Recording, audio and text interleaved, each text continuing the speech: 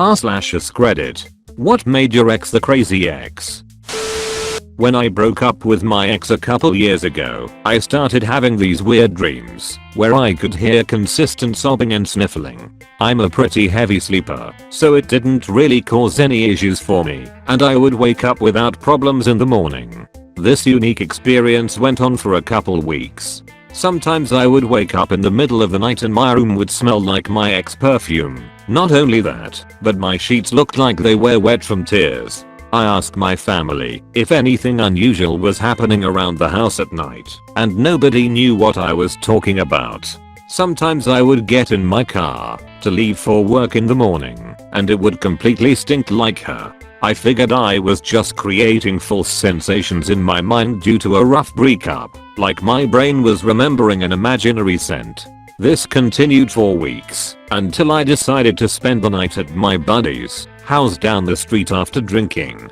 I got a call from my mother whispering something about somebody going through the front door downstairs. I ran down the street with my buddy, busted in the front door, and ran upstairs. My ex was in my room going through my dresser when she saw me and started telling me to get out of my own room. I called the cops and she never came back. I later found out that she had made copies of all the keys in my house and car. She would spray her perfume around my things to keep the feelings for her alive. I haven't seen her since, but I've been told that she's continued doing this to other men. TL. Dr. Bitches be crazy. Edit. I forgot to include an eerie detail. Over a year later, when I moved out of my mom's, I found 2 love notes behind my headboard, still stained with teenage tears. She had placed them under my pillow and probably wondered why I never confronted her about it. I guess I would knock them away as I flailed around in bed restlessly. Gave me chills as I finally saw how obsessed she was due to the language she used in the notes. I'm a lucky man to still be here. I was 17 when I moved in with a 24-year-old guy I had been dating for a couple of months. After about 1 to 2 months of living together, I had mostly lost my chances to keep in touch with my family and friends. I couldn't meet anyone without his presence. I once answered my cell phone when my mom called to say hi and blabber about something pointless. In the beginning of the phone call, I made the mistake of going out for a smoke. When I had finished the phone call and went back in, I got a good beating for having shit to hide. I didn't have permission even go for a walk or to the grocery store alone. I lived with him for nearly a year. I don't know why I stayed for so long. Maybe I was too scared to leave, too embarrassed to admit to my family and friends that I had made a bad decision when I started going out with him in the first place. One time he called me to tell me that he had been caught on the highway speeding, on speed, and having a race with the police. He said he would be getting home from jail the next morning. I instantly called my mother, who then would spend the next night with me gathering my shit in her car and taking me back home. I got some super angry and sometimes begging phone calls from him for the next few weeks, but I never saw him again. I have had several boyfriends after him, but in those relationships I believe I was the crazy one. Edit. I hope this doesn't get all messed up. I'm new to this. All this attention. Oh my. Thanks for all the comments. However, this particular relationship is really nothing more than a distant memory. It happened over 10 years ago. I believe I was the crazy one. I cannot blame one particular person for my mental problems. I'm not angry or bitter to him.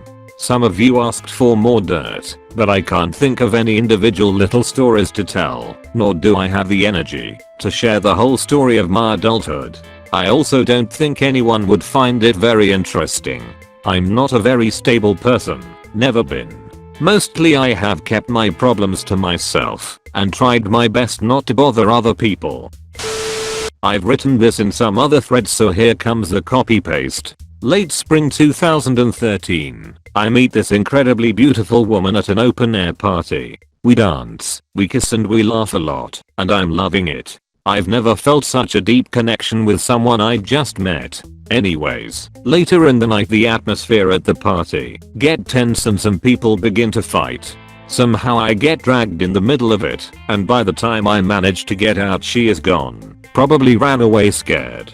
I look everywhere. I try to find out if someone at the party knows her, but no one seems to. So just knowing her first name in a city with 1.5 million inhabitants, I go home sad as fuck, sure to never see her again. Fast forward to the end of August. It's 2 AM and I can't sleep, so I decide to go for a run, because it's the only thing that calms me when I'm nervous. Halfway into the run someone calls my name. I stop. I look back and there she is, seated on a bench smiling at me. She tells me she tried everything to find me, but with the little information she had there was nothing to do. I invite her to my place. She accepts. Fast forward to the beginning of December. We spend most of our free time together. She rarely sleeps at her place anymore, and we still don't believe how lucky we are to have found each other. I have to go through a lot of shit keeping a full-time job and flying twice a month back home to help out my family that is in need, and she's always there for me. But the more I get to know her, and the more I feel something is wrong. She never talks about her past, and some days her mind seems focused elsewhere. Often I wake up at night and I find her awake, sitting on the bed with the bedside table lamp on, apparently doing nothing. She tells me that she's thinking, because her head is full of knots she's trying to untie. One morning she's late for work, and she rushes out forgetting to switch her laptop off. I'm curious and worried, so I go through her stuff, but I find nothing except for a folder with my name on it. It contains all the pictures we took in these months, some poems and another folder. I open that folder and it's full of videos. The more I see the less I believe. They are all videos of me sleeping, and they are creepy as fuck. I freak out. I call in sick at work and I spend the day watching those fucking sick videos waiting for her to come home. Hours later, once she is home, I tell her everything and ask for explanations. She doesn't know what to say, and she gets angrier and angrier. I ask her to leave, and she attacks me, leaving me with the left side of my face and neck deeply scratched, and in the meanwhile trashes my apartment. Then she takes her stuff and disappears. I call the police and tell them what has happened. They come over to collect evidence, and a couple of days later they let me know that she has a long history of records for stalking and violent behaviors, and in the past she has been hospitalized twice for mental and behavior disorders. A couple of weeks later, while cleaning my bedroom, I found a knife hidden between the mattress and the bed bases. The girl is nowhere to be found. She never went back to work, and her roommate has not seen her since that day. Oh Christ, I'm too late for a thread I should own. Okay, everyone I've known, everyone I have ever met knows I attract and am attracted to crazy women. Mentally unbalanced, bipolar crazy women. I myself am certified, so it's nice to have someone with a gear or cog loose who knows what it's like. However, this ultimately ends in me being stabbed. Let's go back to the 4 craziest, and I hope no one I know reads this. It'd give me away in a heartbeat. Most recent, we'll call Lana. Outright abusive. I was tortured as a child, so I didn't get it. The fact that I was being abused. Screamed unendingly at me to vent out her frustrations, and never could understand that if she would just learn to tell the truth, life would be so much better for her, and dear friends would return. But the ego and the image were too important. Oh, she fucked other guys, but for some reason in the moment I believed her. She always had a perfect explanation for everything. Hard for your friends to respect you when they see it. Anyway, we get back from SF for an audition for American Idol. Bombs like fuck. She quit college and was lying to her family about everything in her life. I was moronic enough to think I was the one person she could be open and honest with. I was, but she wasn't. Spent 3 days at my place trying to unwind before she went home, and I said something to try and make her feel better, and she insulted me on a very personal level. I told her to leave. She told me to go to my room and calm down. Long story short, when she went out of the room, I took all her shit outside, told her. She went outside, came back inside. I told her she wasn't welcome, and she said, "You wanna talk to me? I will fucking cut you." So things kind of escalated quickly. I barred myself in my room until the cops got there, while she tried to chop through my door with a cleaver she pulled out of the kitchen, and when I saw it was when I hightailed. So this was outright The Shining level shit, but I tried to play it off like crazy shit happens to everybody, but it doesn't. Because of the previous 3. The one before her, let's call Becky, knew her for years, had a thing for her because she was broken, an alcoholic and a true dyed in the wool. This isn't fucking funny nymphomanic. Anything that wasn't nailed down level. I have a thing my friends call broken winged bird syndrome. It gets me into so much shit. We had been floating in and out of FWB to relationship whatever for a while, and I knew I couldn't keep trying to deal with her being unfaithful. She went to SF, then San Jose, did drugs and tried hooking, got addicted to meth, pawned her 3 fucking kids on her parents, and basically spiraled down. Called me out of desperation when the pimp almost beat her to death. I got her to come to my house, wired enough, then told her we'd fix everything together she needed before she went, and explained everything in detail to her parents. In truth, which they deserved.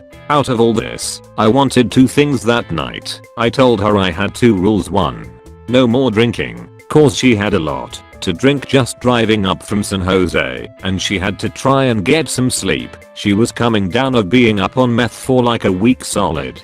She broke the rules, gulping down an entire 5th from my cabinet while I took a whiz, and I told her there were no more chances and to get out.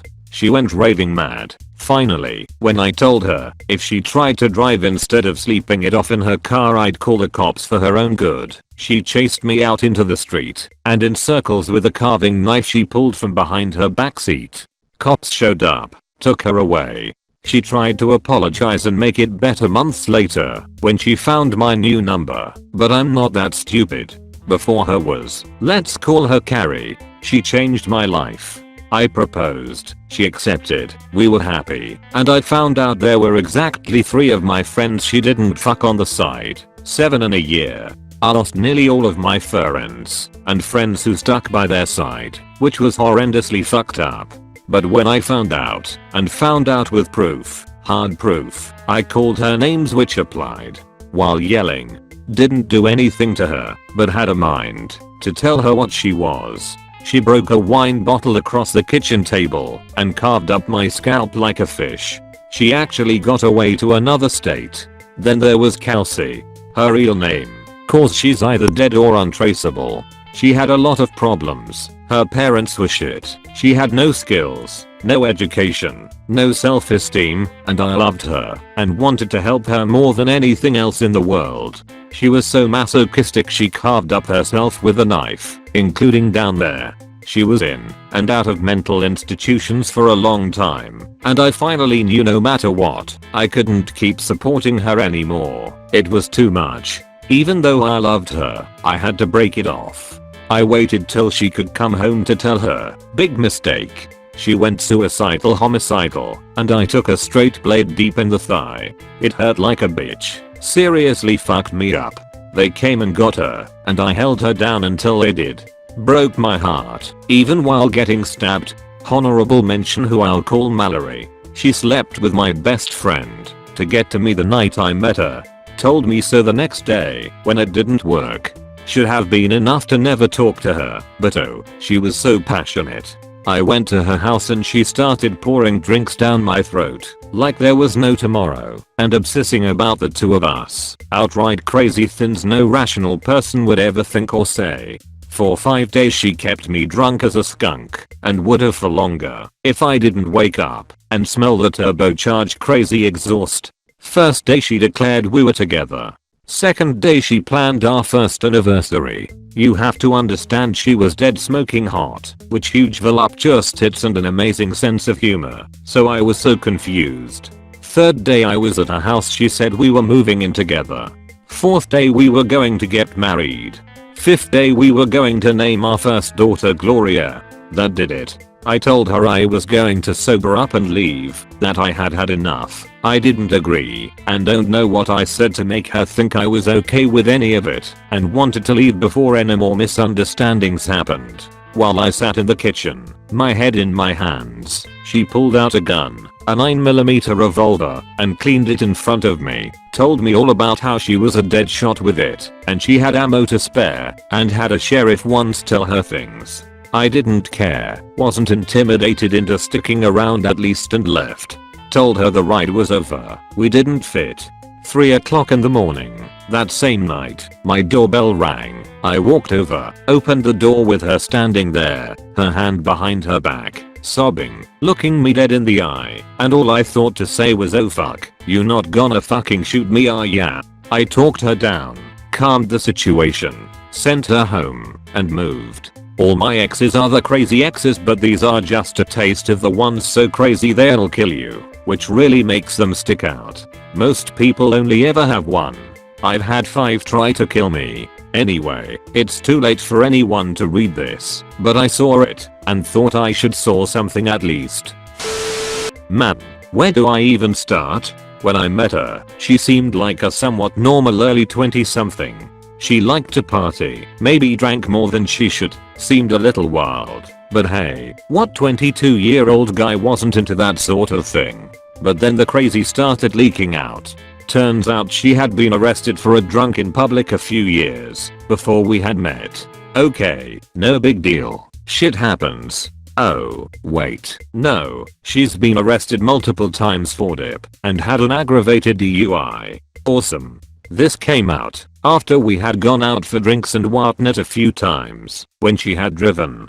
But whatever, ain't my license on the line, but I did start driving more when we went out. Little bit down the line, turns out she takes some medication for anxiety. Oh, okay, I mean, whatever, I know a lot of people who take benzos. Wait, no, actually, she's on a cocktail of anti-anxiety drugs, antidepressants, mood stabilizers, and who knows what else. Oh, and she sells Norcos for her dad. Sell meaning eats a lot of them, and sells some of them to her junkie friends. Okay, I mean, I'm not super down with that, but I'm not really in a situation to be telling her what to do. I expressed my dislike of it, and she said she'd stop. Why was she on all of these drugs, might you ask? Turns out she was in a horrendous car accident when she was 19 in which her mom and another person died right in front of her, and she sustained life-threatening injuries, including the loss of some of her organs, including one of her kidneys. She had scars, but had always sidestepped the questions, saying something about an operation she had had when she was younger. But yeah, she's running on one kidney while eating drugs and drinking like a friend. Great, just great. Needless to say, there were plenty of late night drunken fights about who knows what and her flying off the handle because, well, she was, for all intents and purposes, crazy, whether it was because of the drugs or because of whatever demons the car wreck had created in her mind. The final straw came when she disappeared from her house one night, blackout drunk. I wasn't with her, but her roommate called me, asking if I knew where she was. I told her I hadn't talked to her in a few hours, tried to call and text her multiple times, but I got nothing. I was worried, but didn't have any recourse, so I went to sleep. I wake up to my doorbell ringing at 9 AM. It's her. She had gotten dropped off by her dad. She reels off this story about how she had gone out with a friend who was driving her car, and they got stuck and had to get the car towed. She lived a little bit out in the country, so this kinda made sense. It was a Saturday, so she wasn't going to be able to get her car out of the tow lot until Monday. Well, shitty, but okay. Monday morning rolls around, she still doesn't have her car, and asks for a ride to work. No problem. Next day, same thing, needs a ride, no big deal. She says that she's having some problem getting her car out of the lot because of some mix-up at the DMV or something, but hopefully it'll get lined out soon. A week later, after driving her to work and picking her up most days, I'm hanging out at a party and my friend asks me if I was gonna tell him about Erin's DUI. What? My friend worked with a neighbor of the girl's dad and had gotten the full story. Turns out she had gotten blacked out drunk and probably eaten a bunch of drugs and drove out of her house, took out a fence and crashed her car into someone's barn. Totaled her car, got arrested and spent the night in the drunk tank. Got picked up and dropped off at my house in the morning. She'd been lying to me for about 2 weeks straight at that point. Needless to say, I confronted her about it and broke it off. Finally got around to going to couples therapy after talking about it and talking about it forever. It was mostly me pushing us there, but she would say she wanted to too. So we are both kinda broke and decide to go to see a graduate student. That was like $25 a session. First session. Get there, go through introductions, talk about what we want to work on, and then the therapist asks about our fighting, and specifically if there's been any physical stuff. Kinda brush it off, and give it a we'll deal with that sometime soon. In a very good mood, because I sincerely feel like this could be something that will finally allow us to get a leg up on all the garbage, and if nothing else it'll be somewhere that we can feel free to talk about stuff impartially, etc. So session is over, and we walk out into the lobby, and I can tell something is wrong. She's charging in front of me, and has that "you're gonna hear about something" as soon as we can get away from people body language. Barely make it out to the street before she's screaming at me. Her face is red and she's accusing me of wanting to fuck the therapist. I know it. I could see how you were leaning towards her on the couch and smiling while you talked to her. You didn't even look at me. I could tell. Immediately I'm just speechless. She's accused me of this before when there was absolutely no evidence, but this is on a new level. I don't have any way to explain or rationalize what I was doing in a way that could talk her down, because I was leaning in and in a good mood, because we were finally doing something that was positive and a step towards something good. You know, because sane, rational people are in good moods when they are doing good things for themselves and taking steps forward. Doesn't matter, she just gets more and more irate and finally just stops talking to me or letting me even speak. Just keeps repeating it over and over again. At this point I was just so past being able to cleaning sort of what was going on that I sort of start to dissociate and give up even trying to conjure up the energy to fight this. She takes off, leaves me behind, and I'm sitting at a bus stop by myself with traffic going by, just shaking my head and smiling. Figured out that she probably got triggered by the question about past abuse and couldn't handle taking responsibility for her abusive behavior, and the whole invention by her of my wanting to cheat was just throwing a hand grenade in the middle of the entire thing. And it worked. I'll give her credit for that. I became the crazy ex because I said I love you first after dating 2 months. It was in response to him going out drinking. I said, "Be safe, love you." I said it over a text and he didn't respond, so I waited until the next day, sent a text in the morning to see how the party was, and didn't get a response. Didn't think much of it at the time because I knew he had to work that day and we had plans to hang out that night. He was supposed to come over to my parents' house to watch movies. My parents went out of town and I was house sitting for a week. He didn't call or text to say he wasn't coming over, and when I called he didn't answer. So at this point, I start freaking out because he was out drinking the night before and hadn't heard from him at all. I sent a text to one of his buddies to ask if he was okay, and his buddy said he hadn't seen him since the party and that he left before my ex did. I continued to freak out more and decided I'd go to his job at Wendy's to make sure he showed up to work that morning.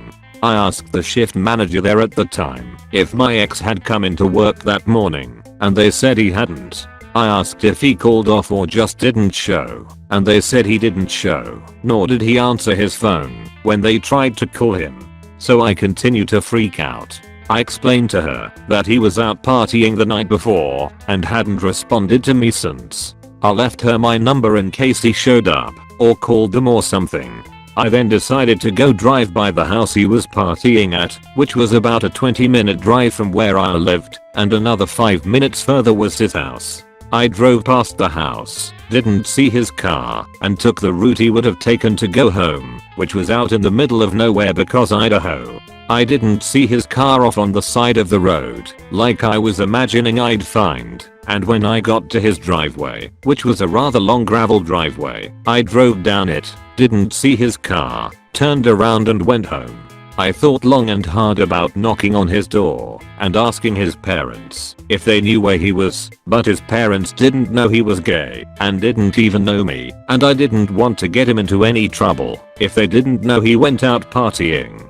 So I went back to my parents' home to see if maybe he had shown up there, which he wasn't. At this point, it's probably around midnight, and I had to work at 8 AM the next day, so I call it quits and go to sleep, sending out a final text saying that I hope he's okay. When I left to work in the morning, I had no texts or calls from him, so I continued to be worried.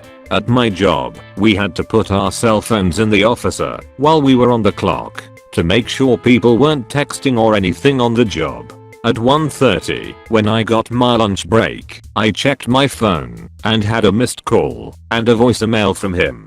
I was utterly shocked when I listened to it. He basically called me a crazy psycho stalker for going to his work to see if he'd been there. His buddy said he saw me drive by the house he partied at. Yay, rural Idaho, and cars being so rare out there you notice them. And his sister saw me drive down their driveway and turn around. He said his work had called him to say I was looking for him. They failed to mention I was worried about him. GG. And the overabundance of calls and messages I sent him was creepy. In total, I had called 3 times, left no voicemails, which was obviously a bad idea in hindsight, and sent 10 texts over that 24-hour period. He said he was taken aback by the love you in the text and just wanted to clear his head for a bit, so he turned off his phone and went to his cousin's house and slept there. Forgot what day it was, so he didn't go into work. Forgot his phone was turned off the rest of the day. Remembered his phone was off by the next morning when his alarm didn't go off. Saw all my texts and messages and freaked out. When he called his job to apologize for missing his shift, they told him about me showing up, which freaked him out even more. He told me he couldn't be with some possessive stalker creep and told me not to ever call or talk to him again. I was pretty upset, but only sent a message back that said, "I was only looking out for you, asshole," and never heard from him again. A week later, I found out from one of our mutual friends that a guy at the party had seen the text I sent and was threatening to out my ex. Seems like breaking up with me and denying everything was easier than continuing to hide our relationship. Moral of the story: don't date closeted crazies. Thank you so much for watching the whole video. Please leave a like and subscribe.